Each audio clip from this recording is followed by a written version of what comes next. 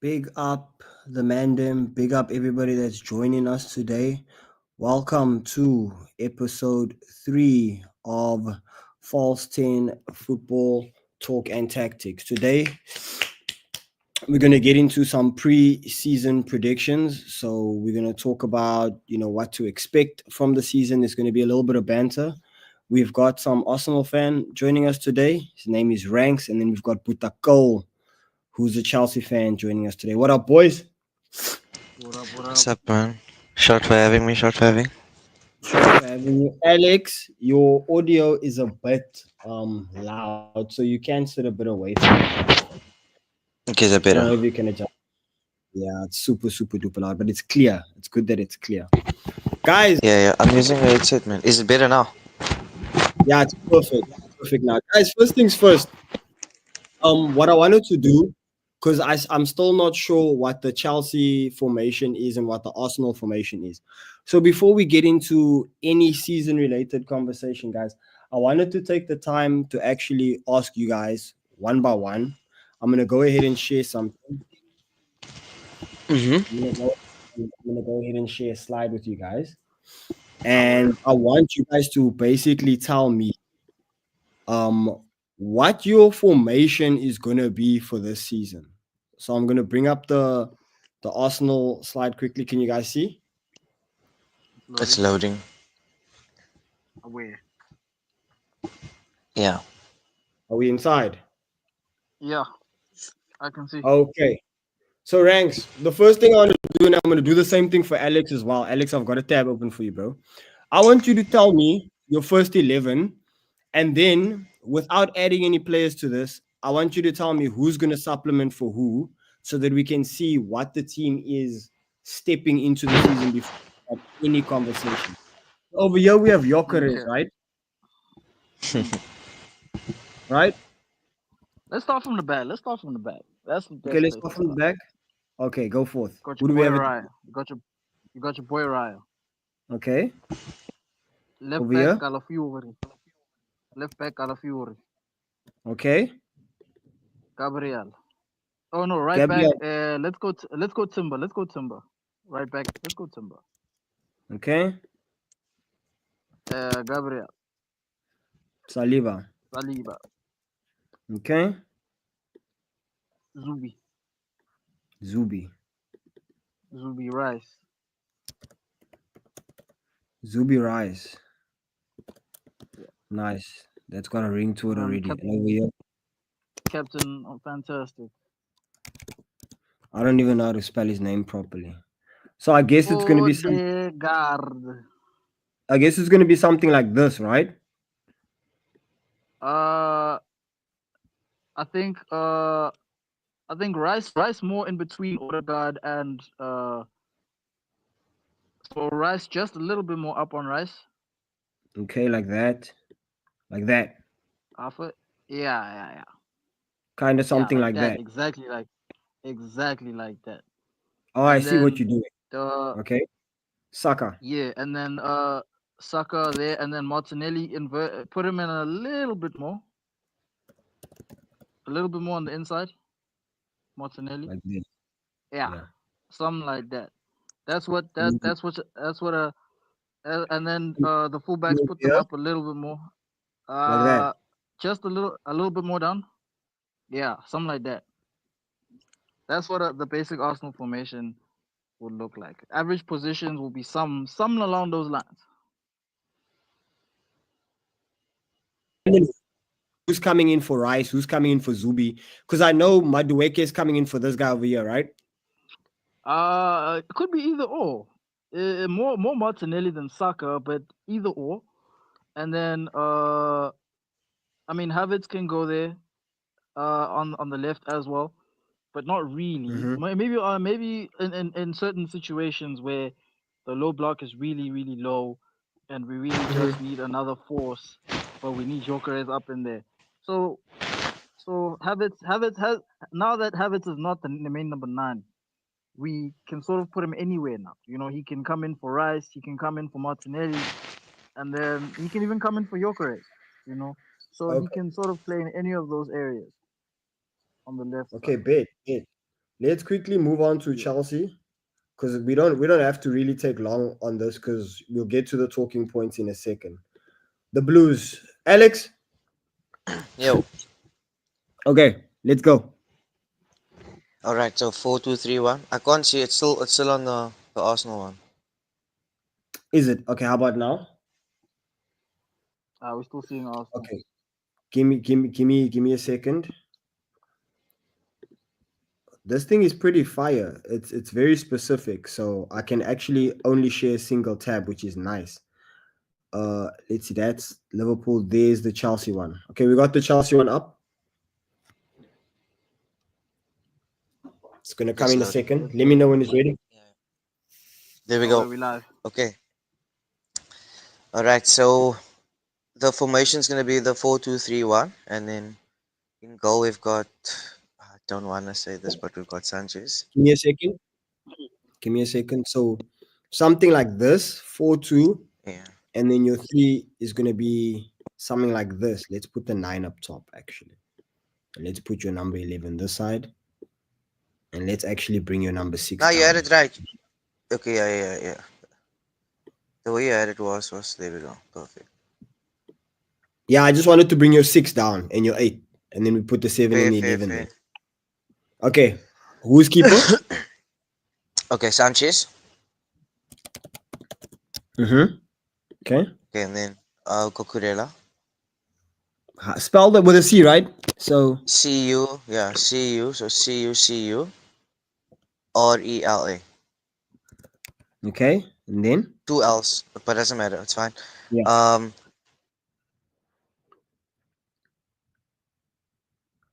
Alex is with us, right? Chaloba. Chaloba. Alex. Yeah, you can. Yeah, Chaloba. And and then? Tosin. TOSIN. Tosin. Mm-hmm. And then best right back in the league, your boy Reese. Okay. All Mm-hmm. right. Caicedo and Enzo.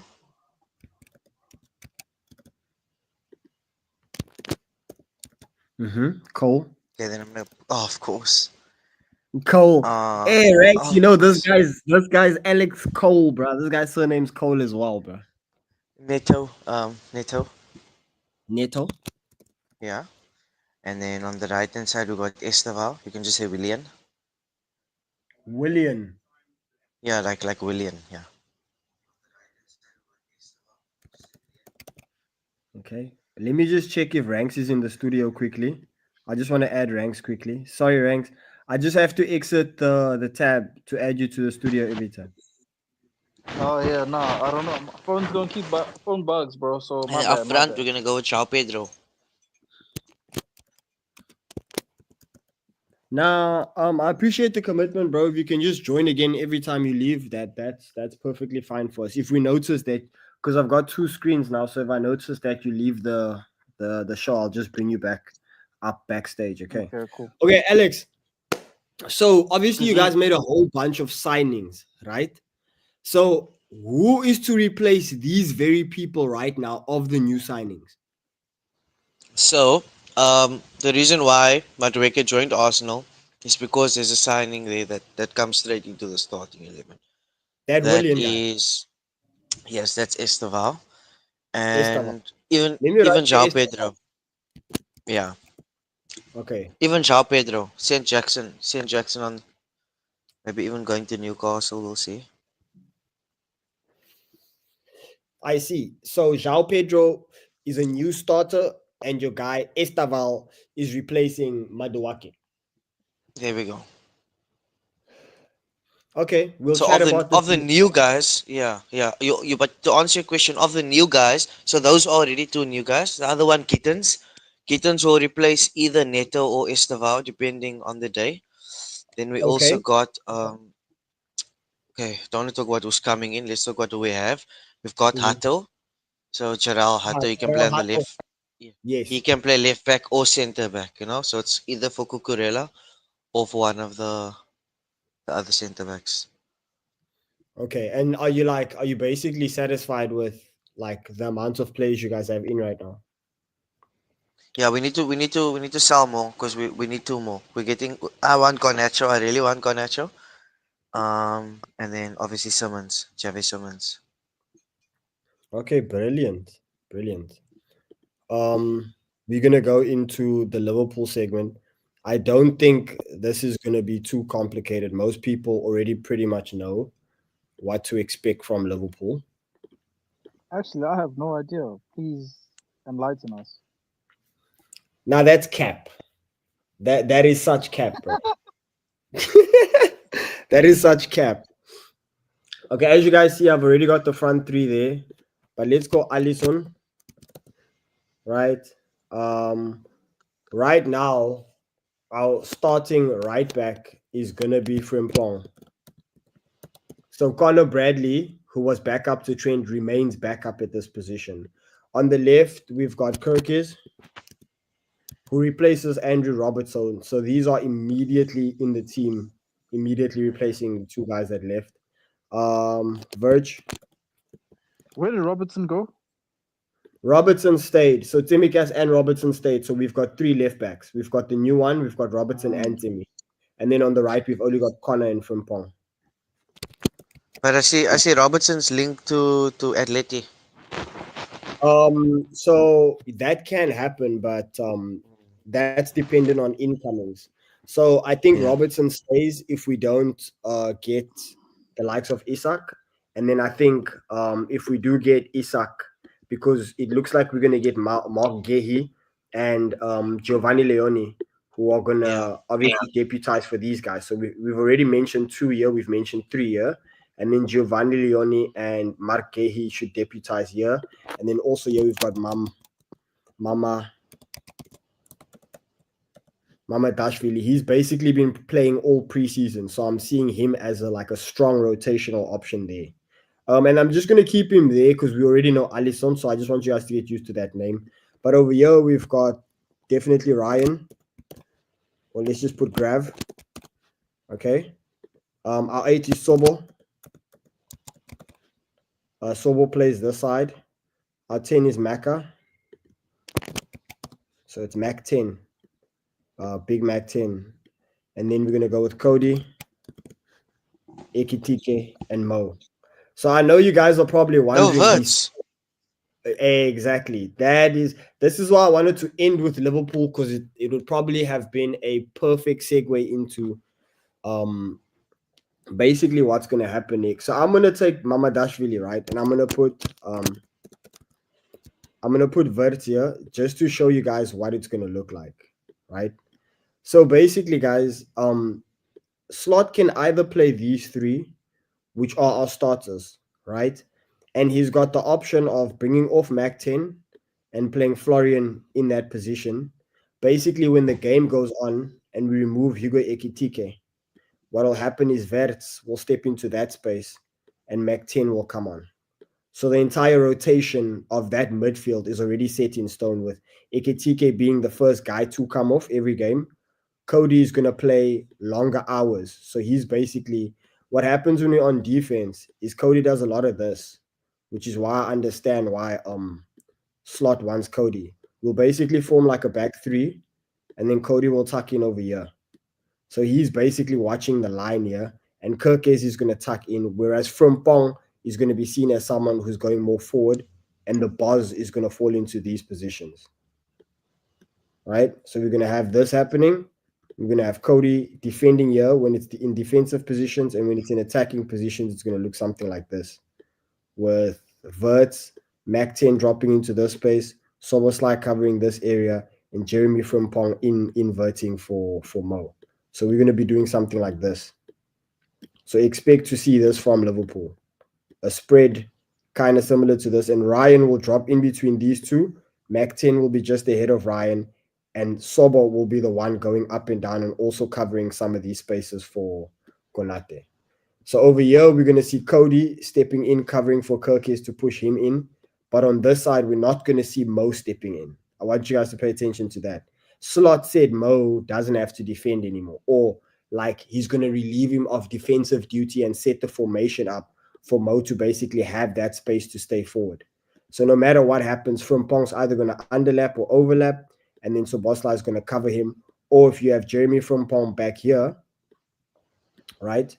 He's going to basically push Salah in, and then you'll have the bars underlapping and Salah playing like a more inverted kind of position. Get that? Hmm. So that's basically how the formation is going to go. And then with Ekitike, it just basically becomes a lot simpler. We're just going to have Cody over here, and then Ekitike is just going to play the 9, and then there's nothing complicated about that. If we have Sobo off, it's going to be the same thing. It's going to be Grav and Mac in a 2, like that. And then our back five is going to look basically like that, with Florian, Cody, Hugo, and Salah over here, and then Jeremy, basically the one who's going to have license to roam free with Salah. So that's what Verts is going to do. If Verts comes in the second half, or if he starts the game, we're going to have this Mac and Grav dropping, and then basically if Sobor is in instead of Verts, you're going to have Grav and Mac a lot deeper, Mac slightly more advanced, and then Sobor covering a lot of these spaces, pushing Jeremy up. So, question: what's Versus playing style? Is he more like a 9 or a 10 or like a 7? But Verts is 100%. Uh, Verts is 100% a 10. So he's got a little bit of recovery. He can like put a foot in, nick the ball back, but he is almost an all out playmaking guru. He just has good touches. He links up. Basically, what Soboslai used to do, but at a much more elite level. Good ball retention. His flicks are much more accurate. He brings the ball down to the next person with a lot better weight on the ball. So Florian is not like a liability on defense as well. So that's was the major thing when it came to me just simply looking at Liverpool players and thinking, how these guys are going to impact the team. A huge part of that was like, is Florian going to kind of be a liability on defense, and is his legs going to hold out? And from what I've seen, it's just normal. We just adjust the formation, and he can still make a couple of tackles up front, nick the ball a little bit, and press well. So he's good on defense, and he's better than Soboslai on offense. He's better than McAllister in terms of ball carrying and progressive passing. Very good. So I see him linking up. What I want to tell you guys is that Florian always links up with Cody and Ekitike, and Frimpong is always linking up with Mo and Soboslai. So those are the partnerships we've already started seeing. We've seen Cody on the left and high ball usage on the left. In that first half, Salah barely got the ball, right? That's because Verts was basically controlling the game with a lot of link up to Ekitike and Cody. In the second half, you saw Salah have the ball more, and Frimpong and Salah progress the ball more up the pitch. That kind of thing. Yeah, Ranks. Nah, bad. I see what to expect now. Because I didn't really watch Liverpool preseason. I don't really like to watch the preseason. I like to be surprised when game week 1 comes by to see what's what, you know. But I saw a little, like I saw the Villarreal game was the first preseason game I saw the highlights of, because I just read the match reports and opinions and saw, okay, no, it's transforming like this, or it's the same old like this, because I pretty much know what to expect from my team. But at the same time, there are new signings, there are transformations happening, and judging by the Villarreal game, there's a lot to be excited about. What was Yeah. the final score of the Villarreal game? 3-1. We dusted them 3-0. 3-0, bro. Clean sheet. All right. Oh, and who does Pepe play for? Oh, that was Villarreal. No, there was Villarreal, and then there was Athletic Bilbao. Yeah, sorry. Yeah, I'm Villarreal making cooked this you. I up. remember they cooked you. Yeah, but half that team didn't even start the game against. Negative, negative, negative, sir. Negative. And Nah, speaking of well, Arsenal, speaking of the Villarreal game, Ranks, what? Because Alex, obviously, we're talking about Arsenal getting cooked in preseason. So, Ranks, what do you expect from this guy? 20 plus, 20 plus GA or 20 plus goals? just straight bangers. 20 straight bangers in Prem. Prem only. Prem only. I want 20. Alex, what do Okay. you expect? Now look, I can't judge. I can't judge. He's been in the Prem and he hasn't scored a Premier League goal yet. So, He hasn't made his Premier League debut. bro, He was he only on the played for bench. He never. Brighton. He Yeah, he played. played for Brighton, but he never So made his I debut never said he though. started. I never said he started. I'm saying he played. Yeah, no. So Yeah, he so he played and hasn't he didn't technically. score. He's got minutes. Okay, let me rephrase. He's got minutes under his belt without any return. So I don't know what he's going to do, but I would say it's a fair judgment would be a blank against United. I'll see him as a flop, starting as a flop. You can't blank against United. First game he needs to score. Would you say that's Two would fair be or no? nice. Oh, Two would two. be Okay, nice. fair. So the very first podcast after the United game, I can't be unfair by saying he's a flop then if he doesn't score. Nah, we look he on the friendly debut he scored, so he's already set a precedent of what you expect from him. Plus, I What's mean, we your banged okay? him Just a question. What's your definition of debut? Because my definition of debut is the first time you make an appearance for the club. Yeah, okay. That's There's a normal debut where you just play, and then there's a Premier League debut where you are officially fighting for 3 points in the Premier League because I'm you can talking make your about debut for the club. 100%. No, I'm just saying because you Mm. just mentioned now he on his preseason debut he scored a goal. That's not true. He didn't score against Villarreal and he played. Oh yeah, but at the Emirates, he it was his debut at the Emirates. Yeah, We didn't play at the Emirates at Villarreal, so I, he played at the first time at Emirates. home. Yeah, first time at home, starting, he killed it. Nah, fam, you played at the Emirates, bro. Was it at the Emirates? The Ah, Villa, okay, the whatever. Villarreal game was Villarreal. at the Emirates. Oh yeah, it was on a Wednesday. I remember now. I didn't even watch it. Okay. Well, the on his I'm expecting him to do big things on his Premier League debut. Okay, I'll come back to that one. Okay.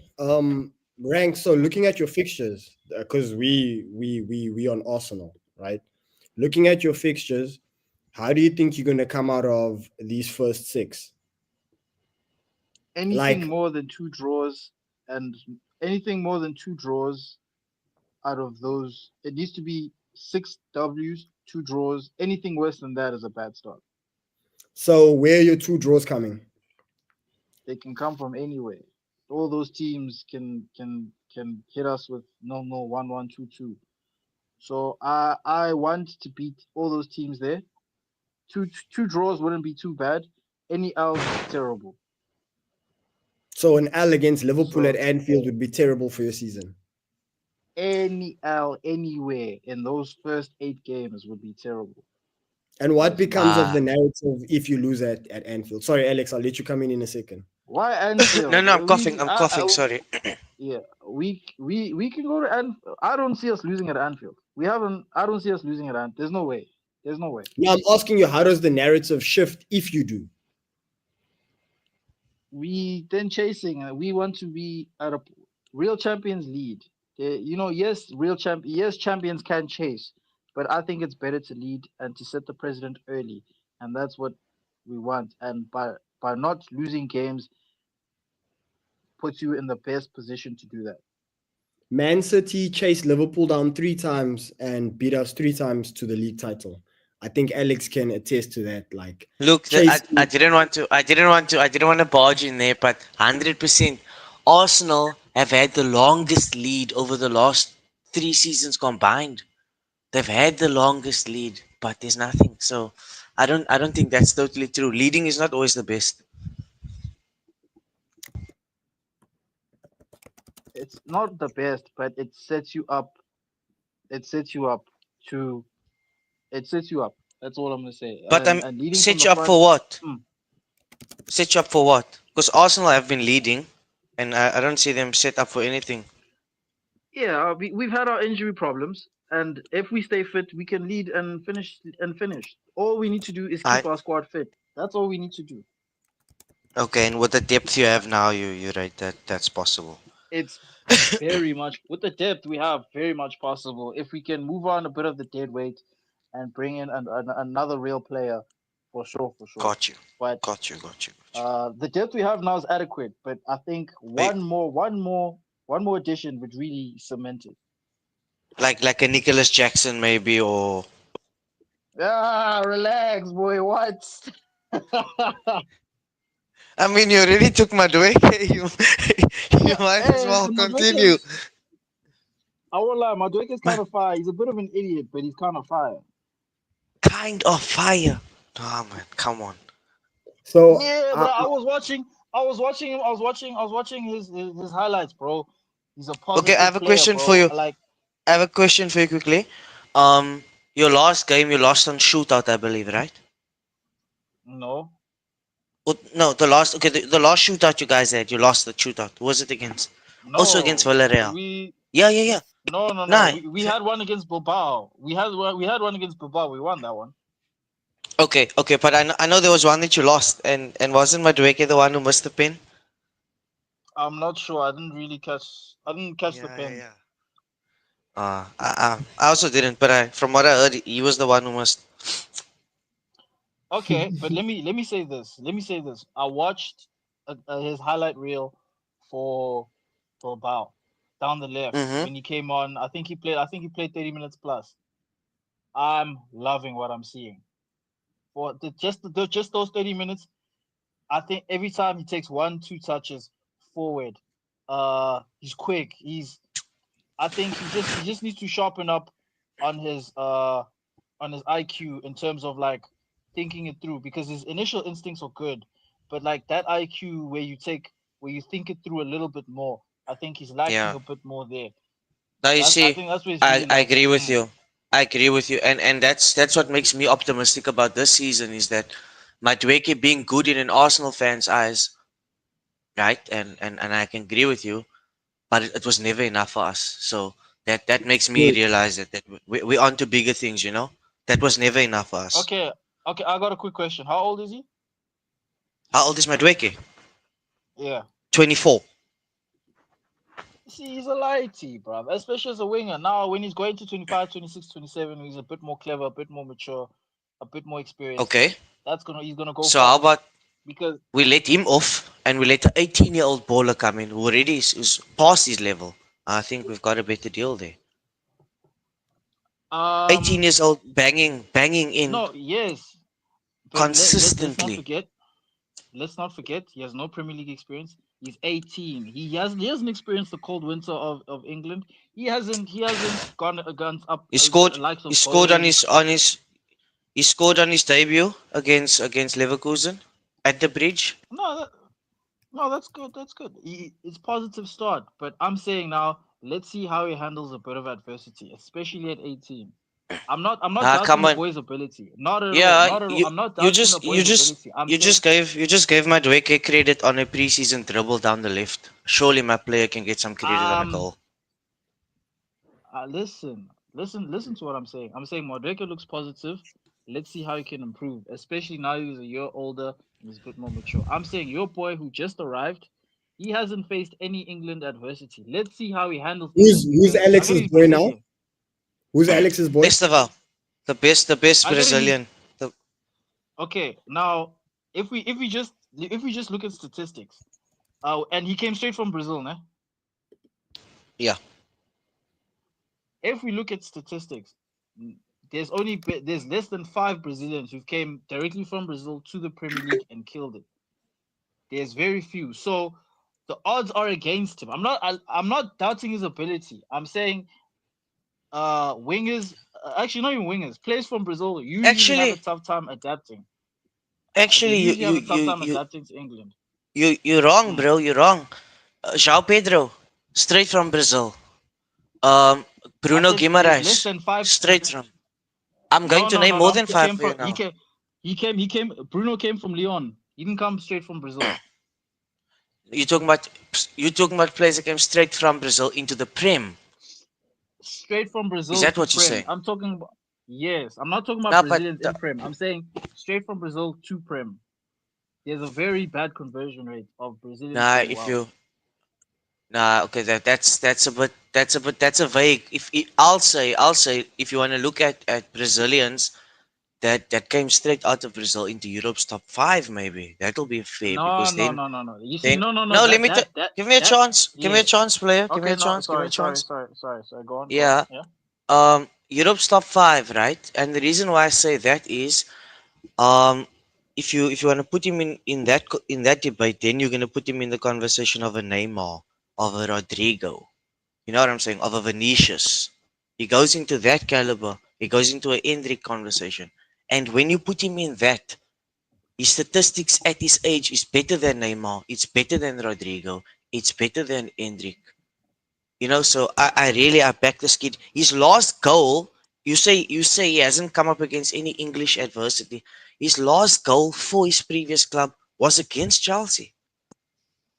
Yes, So but that was he's in like got what it That takes. was in summertime in Miami. That was. I'm saying he has all the potential. I'm not doubting that. I'm not saying he's gonna struggle. I'm saying let's see how he handles the cold Let's see how he handles London life, Premier League life. I'm Yeah, hoping the clearly best you for him. haven't you haven't I'm watched him. hoping. I want to be wrong. Yeah, I'm no, hoping I'm to be particularly wrong. haven't I'm watched hoping him. to be wrong. Yeah, yeah. No, You're already wrong let's see because you how. haven't been No, watching him. yeah. No, look, I'm not. This is not about football ability. This conversation is not about football ability. It's about how he can handle life off the pitch, so that on the pitch it translates well. How he handles the life of the Prem, so that he can continue to catch form. Because again, he's a lighty. He's 18. Who knows how good his English is? Let's see how he can gel well into the Prem, because it's tough. It's very tough, especially for Brazilians coming straight I would from like. Brazil.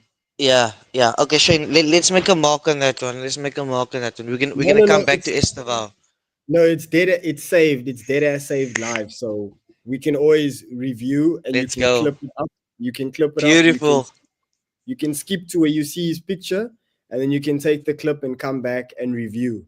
He said that he's not going to perform well. Got Um, it. I said let's. I didn't say that. I said let's see how he performs, because stats of Brazilian coming straight from Brazil to Prem is not good. So let's see how he does, especially at 18. That's what I'm saying. I'm saying the odds are against him, judging by previous stats. But let's see how he does, because you hyping him up big. You say he can do well. I'm not doubting he can do well. I'm saying how can he adapt? I That's hear my that. question. His football ability is not up for. It's not up for question here. My thing is, how is his mental at 18, adverse, living in London, playing in the Prem? Can he handle it? Hopefully he does. That's what I'm saying. Because All right. he can go to Atleti now and kill it. He can go to Inter Milan now and kill it. But Chelsea, let's see how he does. Hopefully he's good. Moving Okay. on.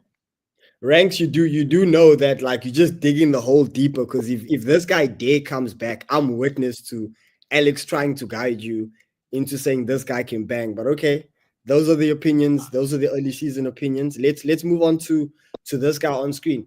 Alex, you spoke about Maduake, and you were bantering Ranks now about Nkunku. Basically, essentially the narrative is that Arsenal are making bad signings, like the Kai Havertz signing. Just like the Maduake signing is kind of Kepa, copying Kepa. Is kind of, Jorginho, exactly. William, Kepa was David 5 mil, Luiz. dog. Kepa's a bargain. I'm Bro, happy with Kepa. 5 mil, 5 mil for Kepa. bro. Fuck yeah, sign For me up. As Chelsea, a once backup. again, I tell you. You see, you hear the excitement for a I Chelsea hear the excitement. reject. It I hear the shows, excitement. bro. Nah, It look, shows. It Crazy. It's level. look. crazy. Levels. He's not our number four. He's a number two keeper for 5 million Premier League experience, and he's happy to sit on the bench. He's a number two, bruv. I'm gonna see less than 5 games of Kepa, dude. I'm gonna see. God forbid anything happens to Ryan, but I can guarantee you right now, I'm not even gonna see 5 Kepa games. I'm I not love. even I gonna see five love it. Kepa games. I love that these things are recorded. Let's go. Let's go. What were you saying about Okay. Garnacho, Shane? I'm saying, for the life of me, as a fan, the entire global fan base is saying, why the heck did Chelsea Yeah, decide to make this signing, right? So why don't you enlighten us? Because one thing I remember is that you've been a fan of this guy since. You've been a fan of this guy since I even knew this guy exactly. was does anything, Exactly. you've been saying, I want this guy at Exactly. Chelsea. And I actually, on top of that, Alex, I actually mentioned you on a podcast, and I told them, well, I know a Chelsea fan that told me about this guy, and he's happy that he's coming, and he's been wanting him to come. Now they finally make that signing. So can you just enlighten us as to like what he's going to bring to your team that the other guys can't deliver? And then I want to go back to the formation sheet, and then you can tell me where exactly he's going to play and how he's going to affect Sh- the squad moving forward. Yeah, sure, sure. So basically, like the profile that I showed you in the starting lineup, right? That is your. Hopefully, you're gonna play against a team that just open like a City, a Liverpool, a Newcastle, no low block, right? But if you do have those Brightons, those Uniteds, that's gonna sit back. Then you have a Mm-hmm. player like him is direct, so you can start him on the left there where Neto is. You can start him on that side, and Okay. then he's got that, and he's that player that you don't tell to come back. He stays there, you know. Quick counter, give him the ball, you know. Yeah. Okay, so he's basically going to supplement on the left for Neto. Correct, correct. That's and he might even start some games over the other two because we've got Gittins and Neto on that side, and I do think he'll start some over those. Yeah, I've been hearing a lot. I've been hearing a lot about Jarrell Kitten, so I don't deny that. Like he could be a good squad player for you guys. I think he can do a lot this season. So I'm not gonna go off of the same narrative that he won't be able to do much for you guys. I do think he'll be able to have moments for you, and even if he just gives you Maduake level performance, I think Fuck, in the grand bro. no, no, no. Listen, what I'm saying is if he just does a lot of dribbling and doesn't have direct end product, I think what it does is it puts the opposition a little bit more on the back foot, having another fresh dribbler, and then you building your team around Cole Fairs, Palmer. Yeah, fairs, you building and your team around Cole Palmer, is going to be the coming together of the whole thing. yeah. The reason why I said fuck now is because we actually in a Chelsea group that I'm in, we were discussing that Jamie Gittins yesterday, and Mm-hmm. they actually said he's reminding us too much of Madueke, and yeah, you're saying the same thing. Oh, So How old is I so see. Gittins hopefully, again? yeah, yeah, no, no. You see, are you taking offense because I'm saying Madueke now? I mean, man, like, No, I'm asking. I'm asking. I don't know how old oh, Gittins is. The age of a player matters. I'm asking. How old is Gittins?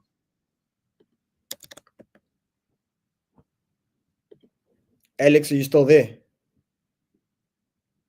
yeah, me, Yeah, I can hear you. Yeah, yeah, we hear you now. yeah, yeah. No, I'm saying Gittins is 21. 21. So he's a lighty. He still has a bit to learn. Yeah, Let's see yeah. how it goes. There.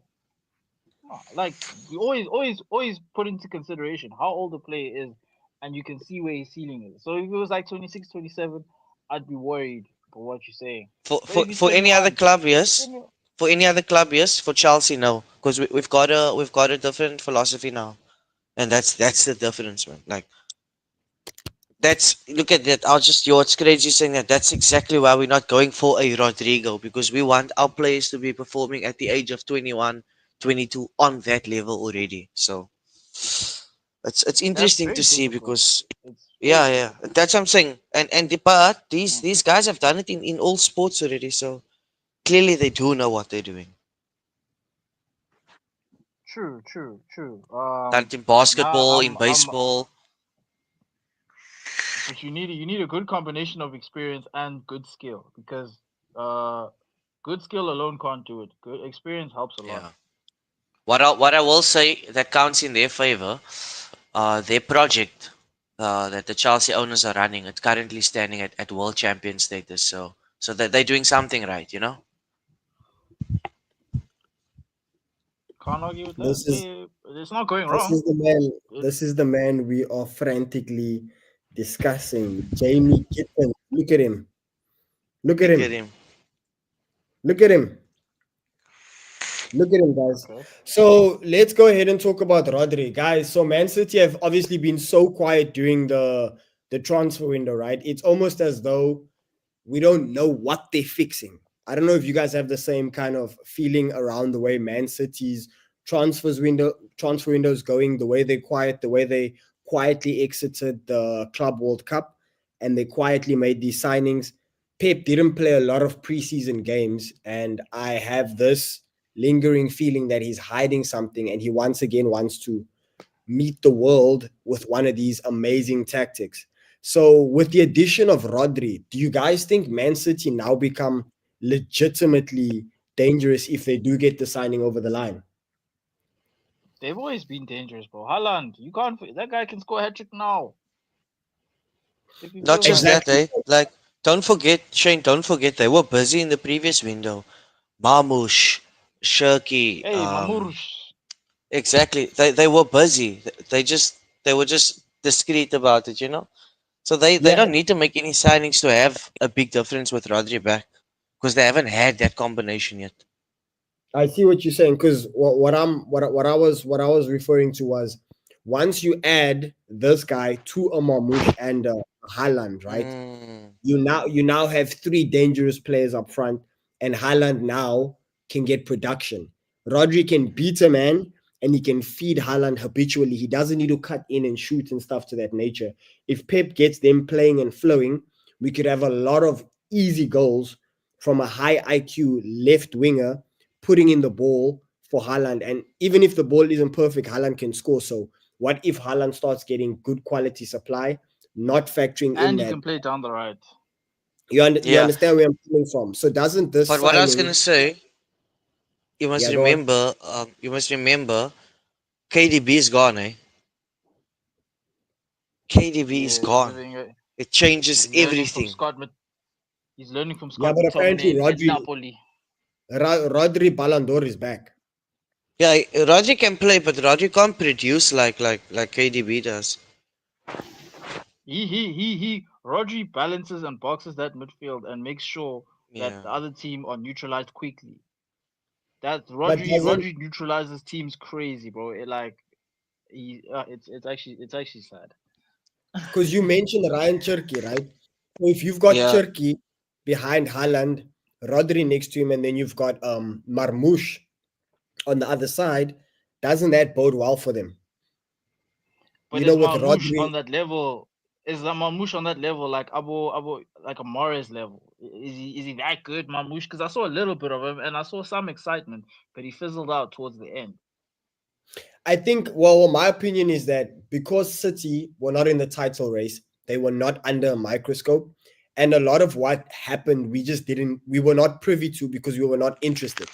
I think City got like, they got like a buy where they were able to go through a sort of change in weather or a change in their team. And we just don't know those positive things that they can produce and are working on. I mean, Arsenal, you can see the potential there, right? Chelsea, you can see the potential. I think we simply can't see the things they did well at the end of last season simply because they weren't in the title race. And I think there's a lot going on at City which we are not privy to, and we might yet be so. We might have City being a stronger contender than an Arsenal, than a Chelsea, or even a Liverpool. Is the conversation I'm trying to bring to us. yeah. Well, they're But don't starting at forget. Wolves, so I'm expecting like a 3-0, like off the rip. Mhm. Remember they lost the FA Cup final, eh? Against Palace, their last game. So they ended it off on a low. Exactly. So I really do think that Pep is a meticulous guy, man. And I think that also because what Alex mentioned, they ended the season off on a low. I think he's going to be very meticulous, and the egos in that dressing room are going to be as though they finally chasing something again. Here they're opening fixtures. What do we think we can see from their first six? I mean, how do you guys think this is going to go Mm, down? Obviously, Arsenal is involved, so Ranks, I want to bring you I in don't too. see. I don't see. I don't. Hopefully we can take them at the Emirates, but I don't see them losing a game here that easy. Maybe Arsenal they'd be lucky. They'd be lucky to get away with a draw, maybe even a dub. But I They'd don't be really lucky. see. They'd be They'd be lucky. lucky. Yes. Noted. Yes. Noted. I got my They'd be notepad. lucky. Right. They'd Can be I give my lucky. You prediction know. here? Hope. This looks interesting. I'll go This with No, it. looks no, no, no, no, interesting. no, no, no, no, Alex. Alex, he's got a shovel. When is that? Allow No, the I'm man, saying when is done. When is done. When is done. allow Sure, the sure, man sure. to dig. Allow the man to dig. Okay, so what are we I'm saying about? cooking over here. Okay, you cooking. Hopefully, let's see what United. Let's see what United can respond to, because that City United game. You actually never know how it goes. Tottenham, Yeah, yeah, yeah. lads, it's Tottenham. And then the other fixtures. Yeah. So I expect like a 3-0 there at Wolves, easy. Then we'll see So how you they. expect Let's see them. how I don't. Mm. There's a possible 18 points here. So how many points do you see them coming away with? Like 15, 16, maybe just one draw? Do you think they'll be at 13, 14? Like Uh, this is a start to the season. I think Out of 18. I think they can get 4 dubs in there for sure. 12 plus. 12 plus. Okay, you done? Yeah. Yeah, okay, let's bring in Alex. Sorry, I just muted. Yeah. I, I like I said, man, it's just maybe after the Wolves game, I'll have a different opinion, but I do feel like out of that Out of a 18 possible points, 18. Yeah. I see them coming out with 10, bro. 10. I'm giving them 10. The Now, where reason do you why think there's a lot of yeah, teams, yeah, that's what I was gonna say. You've got Spurs under new management, right? You've got yes. United with a new project. You've got Arsenal with a point to prove. Brighton, you never know because they come through with that young talent season in, season out. So Burnley a win. Wolves a win. City, Arsenal, I'll give them a win.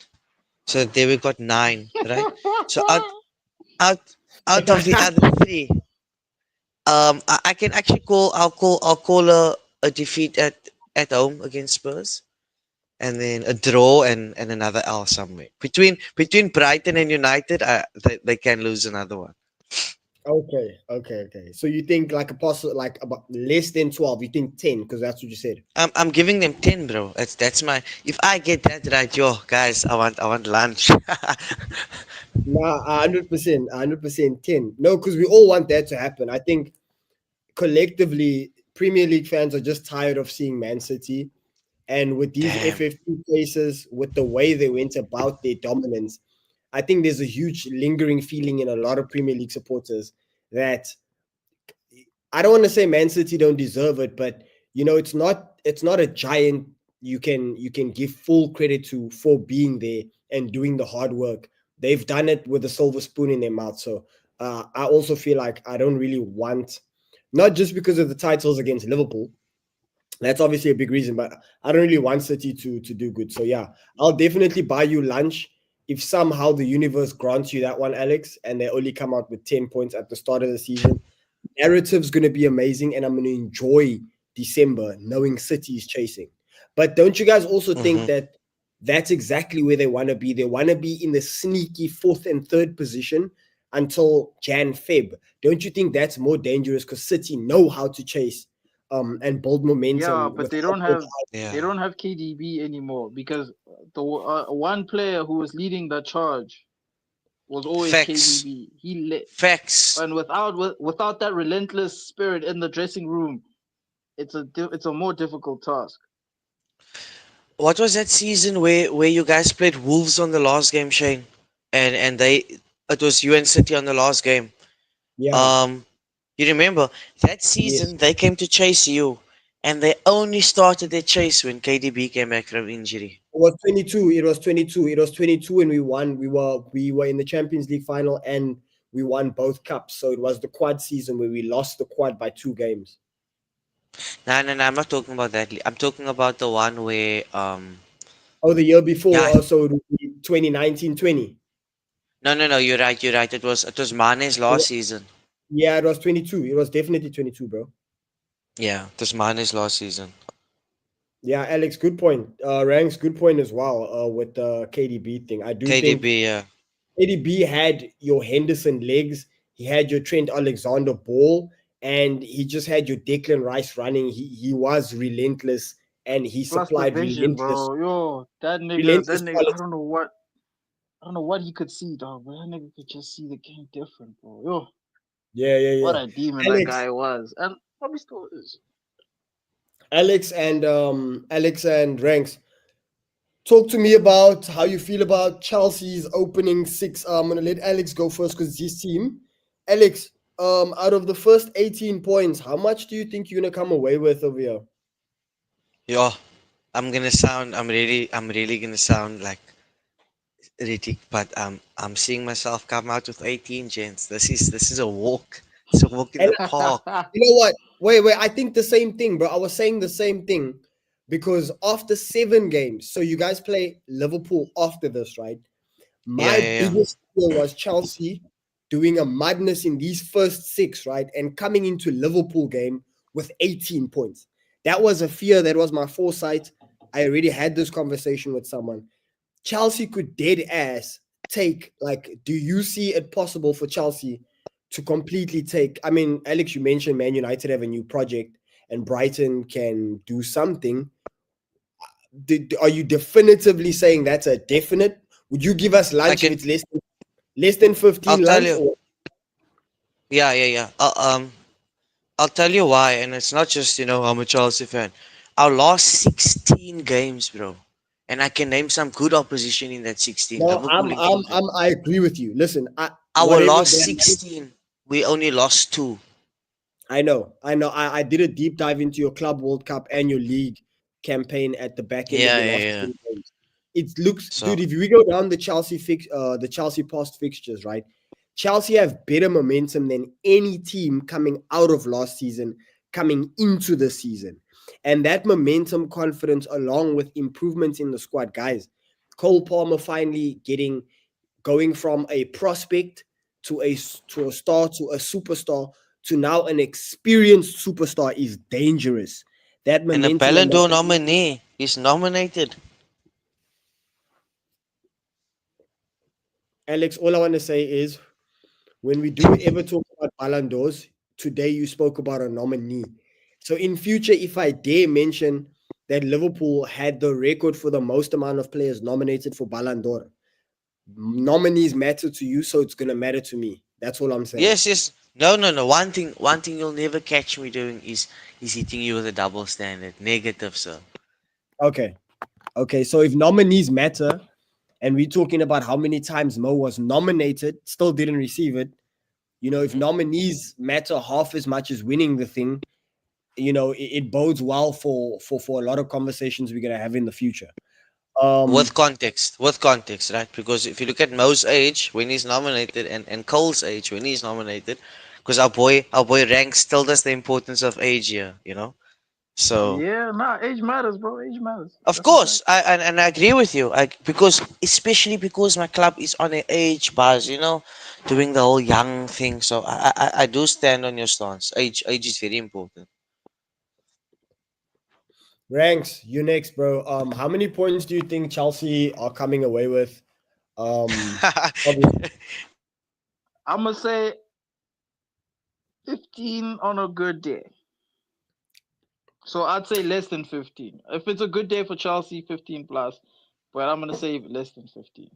well, it's Fair. it's a good month and a half. You mean a good 2 first starting months, right? Yeah, that's what I mean. That's what I'm saying. If stars align and things are starting well, I'd say 15 is a good time. Uh, maybe I'd say between 12 and 15. Put me there. Put me between 12 and 15. So Alex says 15 plus 18 definitively. Ranks says between 12 and 15. So what's the bet, guys? Friendly bets for now, yeah? No take a Let's lot keep it friendly delivery. for now. Now let's keep it friendly for now because again we haven't really seen Prem Yeah. playing. I agree. I Everyone's agree. got new players. Preseason is preseason, so we all we have is preview. So now let's see, especially let's see after 3 games, let's revise let's look at our predictions if we're on track or we need to revise. Especially with the other teams playing around because the next thing you know, Brighton's on top of the league, crazy shit's happening. We don't know. We don't know. So for now, we I'll we give have a our friendly preseason call. predictions after Yeah. a what? Sorry, sorry. You No, no, go ahead. I'll say I'll give a friendly Yeah. call, like because we can't give a bet. I'll just say like Chelsea above both Liverpool and Arsenal by the end of these 6 fixtures. Yo, I, That's Ranks, my call. listen, that's his man, call. Respect the yeah, I'm saying call I. because Yeah, all I said because was look, I. look, I'm not saying 16 for no reason, right? He doesn't face Liverpool in these fixtures. So after 7 games, I say they stay on 18. I say I back my team to beat them. But in these fixtures that do not even involve me, they don't involve City, they don't involve Arsenal. So you have to bear in mind they don't involve City, they don't involve Arsenal. And I'm speaking tactically with the last 6 games with the last like 14 game fixtures I've seen, even in the games Chelsea lost, they've played well. It's that thing where you can see they lost, but there's so much potential in the next game they come and fix it. So Chelsea, there's a movement. And when I was on the other Liverpool podcast with Irishman, Anfield Irishman, I did say that Chelsea are my dark horse for the season. So I'd say Man City are my underdog, and then Arsenal are the number one contender to take down the champs. Chelsea are my definite dark horse. You get me? Hmm. Man Fair, City are fair, fair, underdogs. fair. We expect Man City to bounce back. They've got the money. They made the signings. We expect a natural, good quality season from Pep. Arsenal are the number one contender right now. That's Mikel Arteta. And people are not looking at Chelsea, this momentum, the way the team is beginning to build a team around Cole. It just seems like the weather is in bloom. And Chelsea, if they have momentum in these 6 games, it sets the. Chelsea could do themselves the biggest favor on earth by just winning these 6. They set themselves up for a very shaky game against Liverpool from the Liverpool side, or a very big game provided Liverpool are on 18, or even if Liverpool are on 16 at that point, and Liverpool need Mm-hmm. that game. You get what I'm saying? But Yeah, I'm gonna Yeah. say I don't back Chelsea to get 18. I just can't see where they drop points. You get me? I but you see us somewhere stumbling. I hear that. And I you know what? When I swear. was looking at it, that West Ham game, it stands out a bit. Even the United one, because United is that team when they play Arsenal, Liverpool, City, Yes, Chelsea, they pitch. yes, They yeah. pitch. Especially, is that game on a Sunday because that Sunday night fixture, bro. Hey, sometimes 20 September. Hey, let's check the calendar. 20 September. Don't do that to me.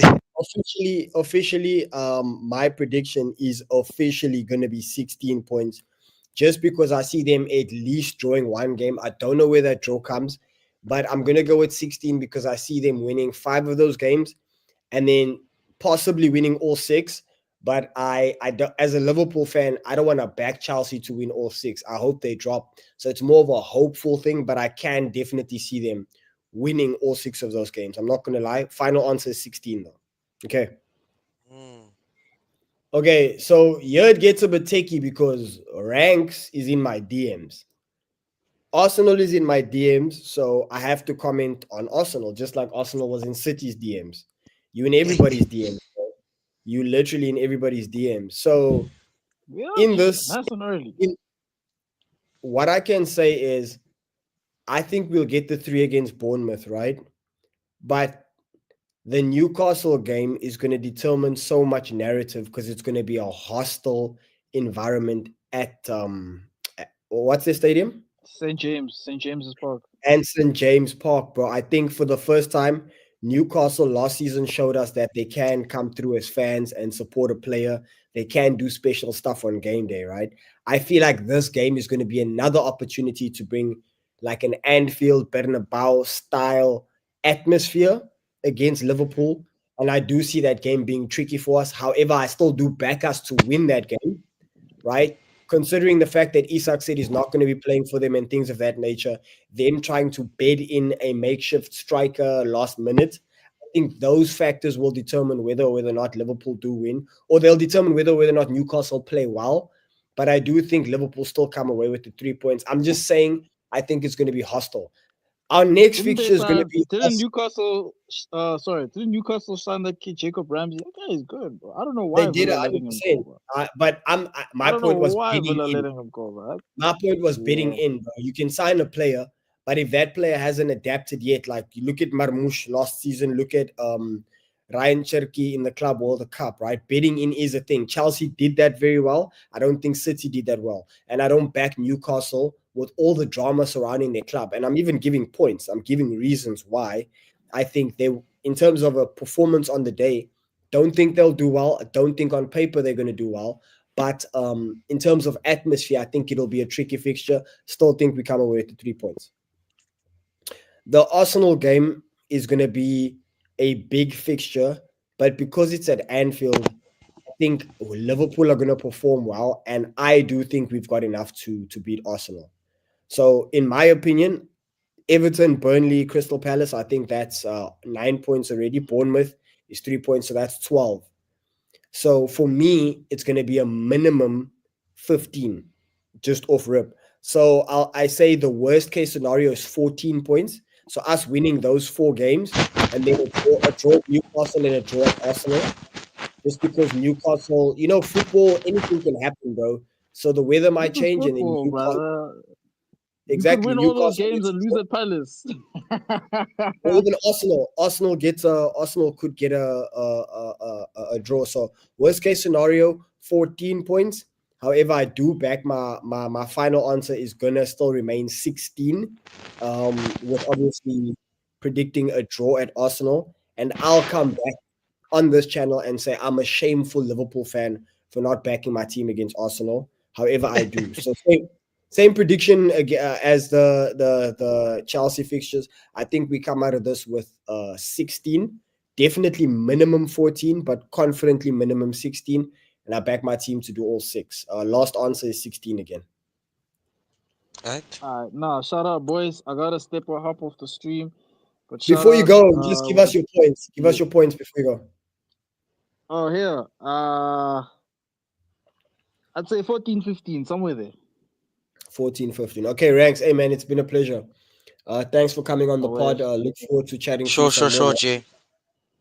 Away, G. Next week we do this next week again. Oh, let's do this next week again. It's We'll literally banter. every Thursday. So this show is going to happen every Thursday. So every Thursday we'll have a look into what should happen the weekend because obviously people are busy on Fridays. So Thursday we're going to look into what could happen the weekend and we'll do our weekend predictions every Thursday. And then the other shows, if you guys are available for those, I'll let you guys know, and then you guys can hop on to maybe offer a post weekend analysis of how your team did play, and then Thursday we can go into the next week. Okay. Shout All out. right. So are we all watching each other's teams? Must. Um. So look, before you go, Ranks. So my thing is, I'm only getting my DSTV package at the end of the month. I will, if the games are not at the same time, I'll definitely try to stream other teams' games so that I can, like, just only Chelsea and Arsenal. I'm only committing to those two teams for now. So I'll Me, I definitely want to try. see. I want to see United. I want to see football, bro. I'm excited. So are you going to be watching other teams? You answer that one. I'm gonna watch everybody, dog. I'm gonna watch City. I'm gonna watch United. I'm gonna watch Chelsea. I'm gonna watch Liverpool. I'm gonna watch all the traditional top six, excluding Tottenham. I'm watching them. Actually, no, fuck it. I'm gonna watch Tottenham too, just to make sure they're not too good. Okay, okay. I wanted Alex to give you that bar that he gave me. Once upon a time, Alex said that ranks it's 60. It's what did he say? It's 90 minutes of your life that you won't get back. But thank you, Chelsea. Appreciate it. Said something like that. All right, He man. said Let's it's see. Let's see. 90 minutes of your life you'll never get back, but we appreciate that anyway. Alex is back in Oh the wait, we'll stew. see. We'll. Oh yeah, there is. I will see. We'll see. Alex, We'll see how the season goes, bro. Yo, Alex, now my did you Wi-Fi hear dropped. No problem. Did you hear what I told him? I told him the What? exact ball you gave me when you said that it's 90 minutes of your life you'll never get back, but we thank you. Yo. Shout out. Shout out, Ranks. Cheers, mate. Oh wait, James. Safe, safe. Cheers, man. Alrighty. Alex, it's just me and you now, man. I want to bring a little bit more attention to I want to bring a little bit more attention to Chelsea. I've got a couple of questions for you though. Um So, what's the thing that you must see from Chelsea, right? Your team in the first game. What's the thing that you definitely want to see? Like, you must see this from Chelsea in the first game. So, we're not doing banter now. We're not doing Yeah, yeah, confidence. straight up, straight up. We're doing straight Nah, up. like, Like, what do you want to see from Chelsea Football Club? In your first game for you to say that this is how I wanted to, you know, start this season. it's okay. It's we're playing a team now, eh? You must remember this team. Their last two games was City and Liverpool, and they didn't lose. So, firstly, I would like to beat them. So I'll be happy. Like I'll say, what I want to see from my team is just to beat Palace. But what will really please me is beating them with a clean sheet. If we beat them with a Okay, clean sheet, then I'm ready. Then I'm ready for the season. If we beat Palace with a clean sheet, we're ready. 100%, 100%. So you basically going to be looking out for how your team performs on defense. Defense is what you're going to kind of put them Mm-hmm. under a microscope about. Correct, correct. And then I did mention earlier that like your team, if Chelsea can build a team around Cole Palmer, you guys are cooking, and that's defense included. So I'm not just talking about the passes Cole Palmer will be receiving, but I mean the entire unit. And then when you guys are in transition or you guys are attacking, how you guys basically build a team around this guy will determine, how good a team Chelsea does become. Do you agree with that point, or are there other areas of the pitch that we are not able to see because we're so laser focused on this guy that's football is so good? Or do you agree Yeah, with me that I we need agree to with actually you. play it through this guy? Yeah, I agree with you. But at the same time, that's where that new youngster comes in, Esteval. They they want to play. So our first game where Palmer and him played together was the Leverkusen game. And what I notice is a lot of the time when people want to kill us off, they overload that middle where Palmer plays, right? But now we've got Esteval on the wing as well. So I saw in the first, like say, 30 minutes, Palmer and Esteval kept alternating. So Esteval would go to the middle, Palmer would go to the right. Palmer will come to the middle, Esteval would go to the right. It's difficult to deal with it like that, you know. So having more than one option, I feel is the better point. You see, they're the 10 and the 7. They keep switching. Okay, So so they keep these guys switching. keep switching They like keep that. doing that. They keep doing it. And it creates a problem because Esteval can also play as the loose 10. Palmer can still play on the wing. Because I see the You game against see, Liverpool. This is literally the area where he turned Curtis Jones. He turned Curtis Jones in this exact area. Do you remember that turn? that is the Um, area that won Chelsea the Club World Cup. Watch all three our goals, all yes, come yes, through that yes. side. It's basically where Palmer came from this side. What these guys did is they made this kind of run, right? Dummy runs, And yeah. they dummy runs and basically baited the defense and pushed them back. And Palmer got the Hmm. opportunity to kind of just come down here, dude. I'll do better and I'll get something where I can actually draw lines and things. But anyway, Palmer would basically come up this area and then he took the shot from around here. So he drifted from wide, he came to about there, and then he drifted wide, he came to about there, and then he started moving inside. And when he was on this corner of the D, this exact corner, that's where he took his shot. Yes, but now also to just go back to the way it was to the full setup with Palmer at 10. So just Okay, drop give me him a one. bit.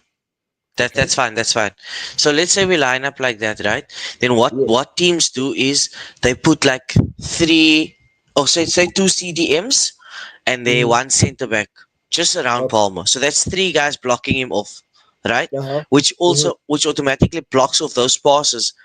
Now, if a team sets up that way, then we're gonna send Palmer to the wing and bring Esteval in. You see, so it still creates a problem for you. Kind of something like this, right? Yes. Not really. And then with Reese kind of being in this area, does he overlap or what? No, no, no. So what happens now? With Reese and Cucurella, it's actually interesting. Chelsea line up with that back four, right? Now drop them Yes. both. Just drop both. Okay. So let's say we're attacking down the right, Mm-hmm. then just move Caicedo over a bit to the left, Okay. Enzo to the left a bit, Like there. and then Reese goes into the midfield, there where Enzo was. So we play like that Oh, with a back three. You see? Then if we attack down the other side, Cucurella goes in where Caicedo is, Enzo shifts to Reese, and then we go to a back three on the other side again. You understand? so With so Reese dropping in.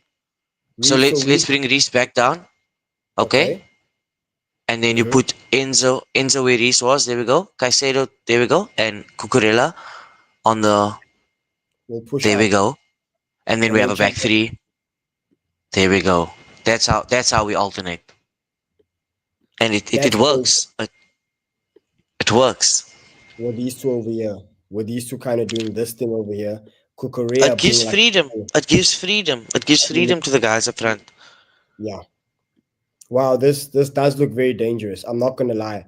And I was watching some tactical breakdown about specifically this, the way they do Yeah. this. So Chelsea basically have a way of stacking this, and again, like he showed, if we switch them around and we drop Kukurea, they're basically able to do the same thing. We drop Neto a On the bit. other side. Yeah. Yeah, then Zhao goes up, Cole goes over there, and then Reece supports here. They basically have this rotating back five or back six kind of. This Yeah. is kind of Chelsea's There's a bread and butter. word for it. I'm just trying to they call it the inverted fullback system. So your fullbacks they Mhm. become inverted CDMs. Mm, mm. So, were you saying something like this, maybe, or did you agree with the back three Yes. the way I said? No, no. So every time, so if you had it right, like so every time somebody attacks down that wing, or Yes. or then that left back will then go into the inverted position, and the Mm, back three shifts. The back three shifts.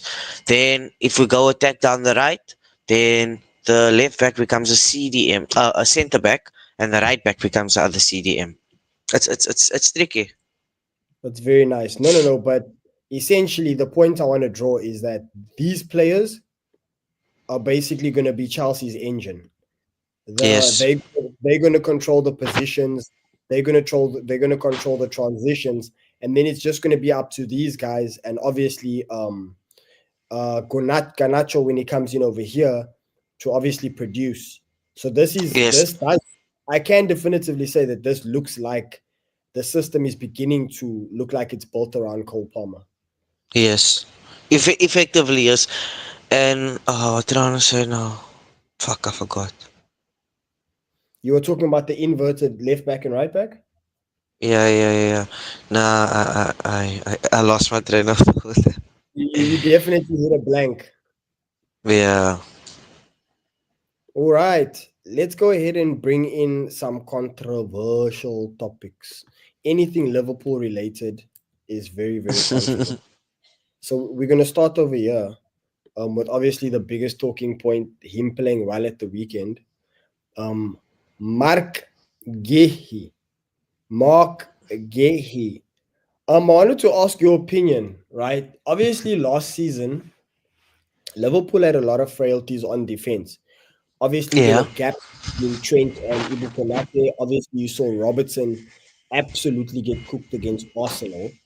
Why do you, and I saw Mark Gay play an absolutely world class game against Liverpool at the weekend. What do you think, based on his defense against Salah, right? His one-on-one defense, how well he played in the Liverpool against Crystal Palace and everything else Yeah. surrounding him being England number one at the moment. What do you think he brings to Liverpool should this transfer get over the line possibly next week sometime?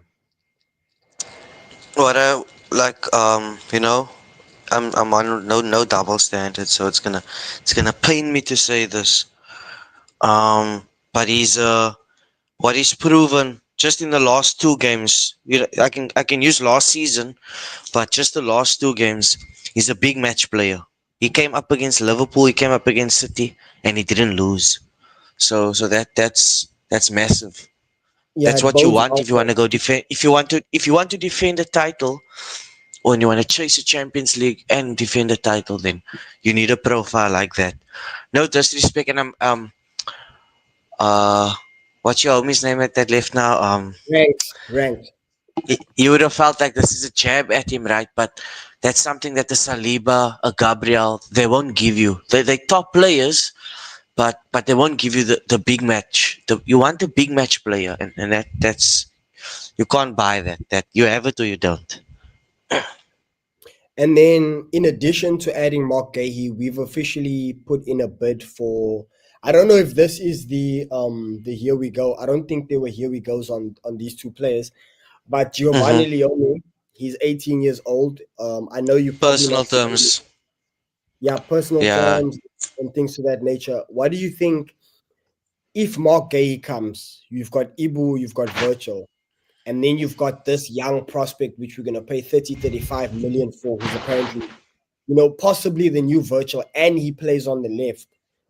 How do you think, yeah, that affects Liverpool's prospects, not just in winning the title, but I'm specifically talking about those Champions League games, those League Cup games, those FA Cup games, and then you obviously rotating him into league games for Liverpool to go on and play Virtual and Ibu in the Champions League. How do you think adding this guy alongside Mark Gahey, because this guy's going to be hungry for game time? He's as tall as Jarrell Kwanzaa, he's as wide as Jarrell, but he's faster, he's better on the ball, and he's an exciting centre back. Centre back. How do you think that bodes for? I mean, this is a Liverpool channel. How do you think that bodes for Liverpool squad depth in those other games that Virgil and Ibu will need to be rested in their ability to win multiple, to do a double, to do a treble potentially this season? yeah. Do you think that adds to that? Do you think Liverpool's chances significantly increase, or do you think it's based on different stuff? It's a 50-50. The first thing being like, you obviously need to give the kid exposure, but you give him that much exposure to the point where he attracts eyes of a. For example, let's say he doesn't start, right, and then at the end of the season, Spurs approach him and they're like, you know what, you can start here. Does he impress that much, or do you give him enough time where he remains your like a Saliba? No one knew But about he's Saliba 18. because that's what He's I'm saying. 18. You need to manage the way you're going to be giving him the game time. Are you going to give him a lot to where he gets greedy for? Like for example, our Chelsea had the same situation. We signed an 18-year-old from Barcelona, and with a player like that, they want time, but you're a club of that level where you can't afford to give time for learning. Mm, So mm. he's off to Sunderland now. You understand what I'm saying? So it's Yeah. either he's gonna hit the ground running, or he's gonna end up going on loan to another club because of his age. Another part of this channel is I want us to really cross educate one another about what's actually going on within the team, and I want us to Yeah. really respect each other's, because I'm respecting, not respecting, but I'm trusting your opinion and your insight on Chelsea, and I'm trusting that you're not just giving Yes. me, Yes. Yes. you know what I'm saying? You're not just giving me an optimistic view. You're actually giving me the good and the bad and the ugly of, habits and style of play, as well as energy, fitness level, and injury, as to how that will Facts. affect. We're not just being positive people here, right? Got you. Got you. So what I'm gonna say is that Ibu. So last season we had a big problem with Trent and his contract. I don't know if you remember that whole saga, right? I see the same happening with Ibu. Is it not? I was about to get to that. So the same could potentially be happening with Ibrahim going into the last year of his Yes. contract. So my thing is, by adding a Mark Yehi, right, you basically tell the Liverpool squad that we're keeping Ibu for his last year, right? So we're going to see out this season, which give us the next transfer window and January to get a centre back. In addition to that, wherever Ibu goes, or if Ibu goes down, we've got a Mark Gahey to immediately step in, England, starting centre back, etc. Right? And in addition to that, if Ibu wants to possibly force a big contract, or he wants to go to Real Madrid, you are now bedding in a Gio Leone, and you are saying, hey, Ibu can actually Yeah. go because Leone wants game time. So on that point that you made about Fair. us starting him and us him getting game time, Ibu's in the last year of his contract, and us making these two moves basically offsets that whole thing. And if Ibu wants to stay, he Right. wants to stay. If he wants to go, he wants to go. Okay. Now I'm aware of that. Now that's exactly what I was saying. Oh, why I was saying what I was saying. Um, let's say you secure Guy, right? The Yes. way I see you guys. Let's say you secure both. The way I see you line up is Kirkes, VVD, Gai, Frimpong. Right? Give me a Am I second. wrong? Let me just bring that up quickly. Just give me a second. Let me just bring up the formations. Hey, for some reason I just lost the formations. I had them. I I've had got a them like photographic memory. I remember yours. You had Kirkes, Van Dijk, Konate, and then you had Frimpong. okay, okay, okay, okay. So I'm Um, swapping out Frimpong, Konate for Gai, let me just go essentially. ahead and put this on. I think the Take your Liverpool time, take your time. was here. Okay, so this is how we line up, right? So what were you saying? Let's just make Allison Gio. We'll just make him Gio Leone, and then we'll just make Hugo Gehi. Guehi. Is the screen live? Yeah, I've got it, I've got it. I can see you making your edits. Okay, so here's Guehi and Konate, and here's Gio and Virtual, right? Now, Mm-hmm. what people think because Gio plays on the left is that Virtual's gonna go off and he's gonna come on. But that's not right. This is what I see Liverpool do. I want to put you on some game in case you Mm. see it and other fans don't see it, or in case you see the substitution and other fans don't see it. I see him taking off a Ekitike, right? Bringing in a Mark Gehi and doing something like this, my friend. There's already been conversations around it. Graven A Mac back five. and Sobo. Yes. I see this happening, my friend. I see we doing this with Guehi and almost playing him DM, almost doing Mm-hmm. something like this, right? And then you have a Kerkez and a Jeremy Frimpong type of situation. I see him bringing in Guehi and playing Guehi over there in the DM or playing Guehi in the back three. So what Liverpool fans are hearing rumors about, right?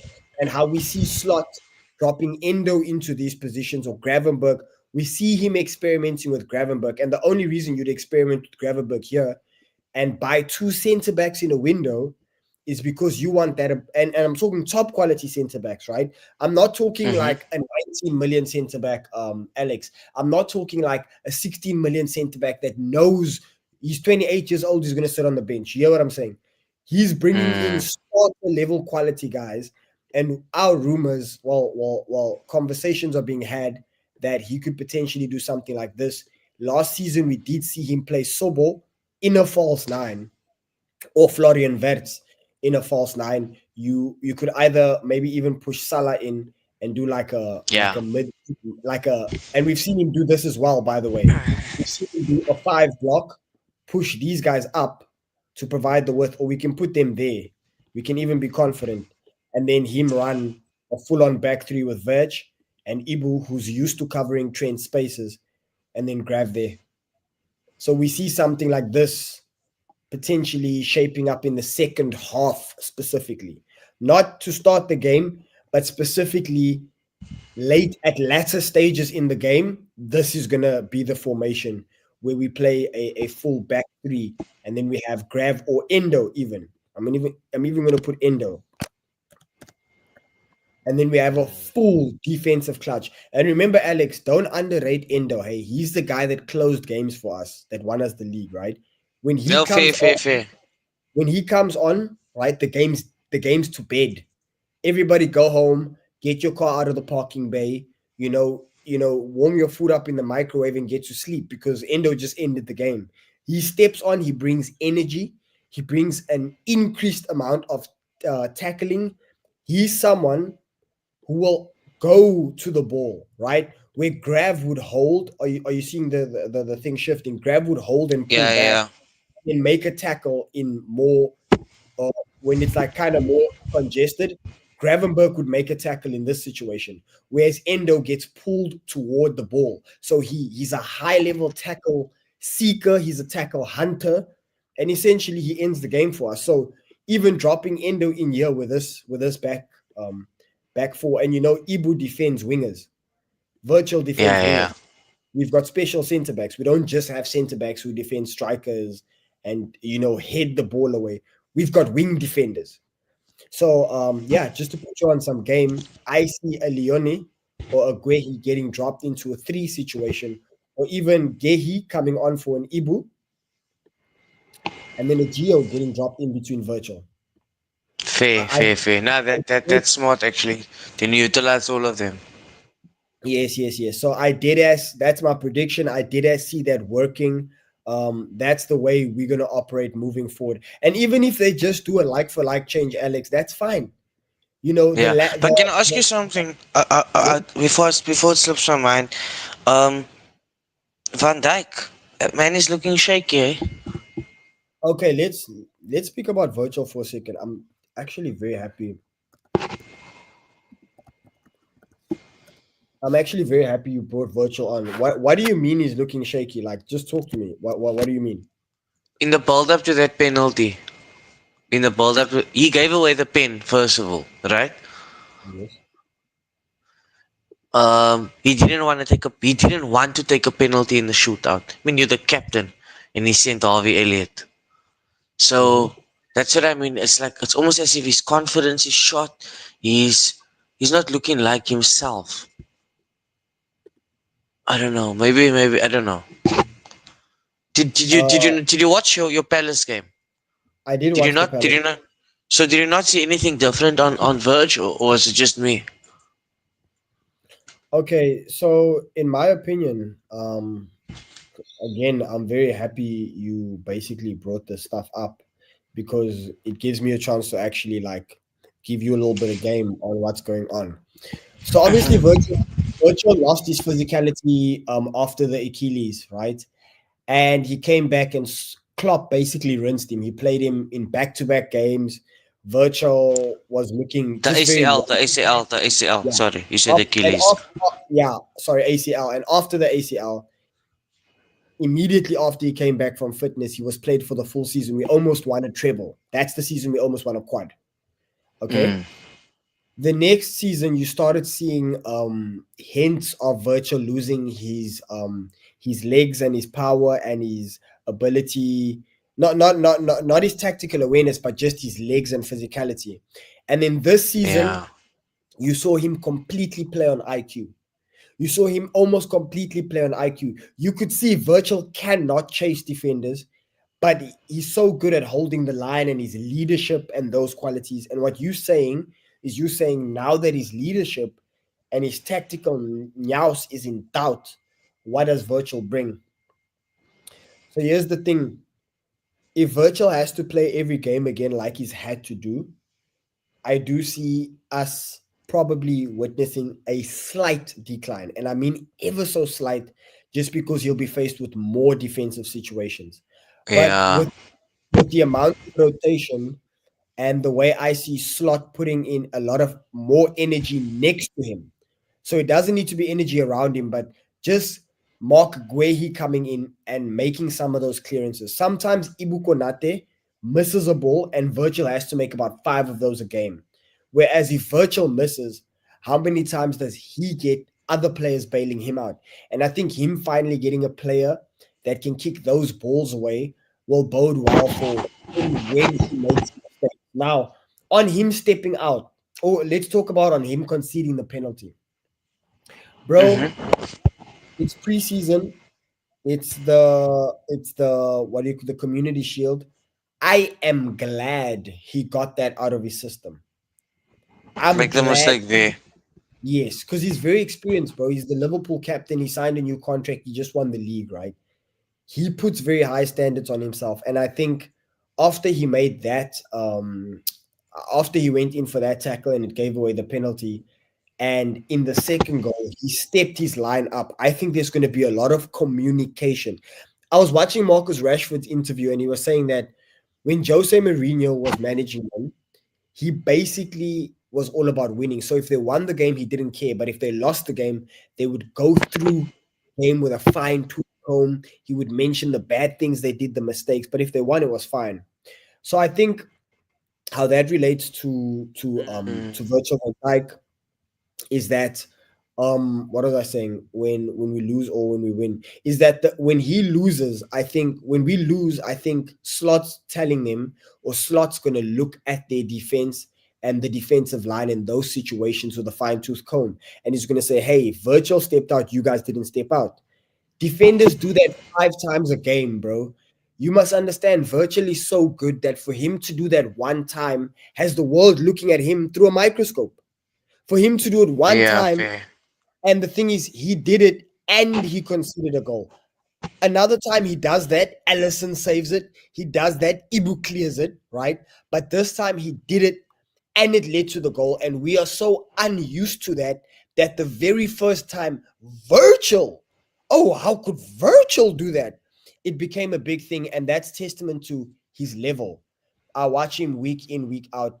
This guy makes so many clearances for Ibu and Trent last season. So it's from Pong this season, but he's almost used to clearing out attacks that come from that left side, Alex.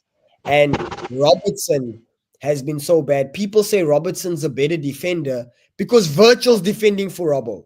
And people don't see that. Hmm. Robbo sometimes lets the ball go by, and it's just a natural thing. Oh, Virgil handled it, right?